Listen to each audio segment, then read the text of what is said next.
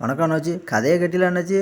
சின்ராசு சொத்தை ஆட்டையை போடத்தலான்னு முனுசாமி நினச்சிட்டு இருந்தான். இப்போ அண்ணன் தம்பி 3 பேர் பற்றில அவன் தம்பி இருக்கான்ல கடைசியா அவன் மாமன் மாடசாமி இவனு கரெக்டாக எதிரியாக வந்து நிற்கான். இப்போ அவன் என்ன சொல்லுதான்னா, நான் பெரியப்பவனுக்கு சொத்து மாமன் மாதிரி தானே, அப்போ எனக்கும் உரிமை உண்டு அப்படிங்க. அது எப்படிலாம் உண்டுன்னு இவன் சண்டைக்கு போயிருக்கான். அதுக்கு அவன் என்ன சொல்லியிருக்கான்னா, சகோதரனின் மகன் அப்படிங்கிற முறையிலையும் தலைவிகித இறக்கப்படி மாட்டியும் எனக்கு உண்டு அப்படிங்க. நீ எப்படிலாம் சொல்லலாம், உனக்கு என்னெல்லாம் சட்டம் தெரியும் அப்படின்னு சொல்லும்போது அவன் என்ன சொல்லியிருக்கான் பார்த்துக்கோங்க அண்ணாச்சி. அந்த 1956ஆம் ஆண்டு இந்து வாரிசு உரிமை சட்டம் இருக்குல்ல, அதில் தான் சகோதரனின் மகன் 2ஆம் வகுப்பிலிருந்து உரிமை பெறுகிறான் அப்படின்னு சொல்லுதான். இப்போ அதை சொல்லுதான். நீங்கள் என்ன நினைக்க அண்ணாச்சி, அதை கொஞ்சம் சொல்லுங்களேன்.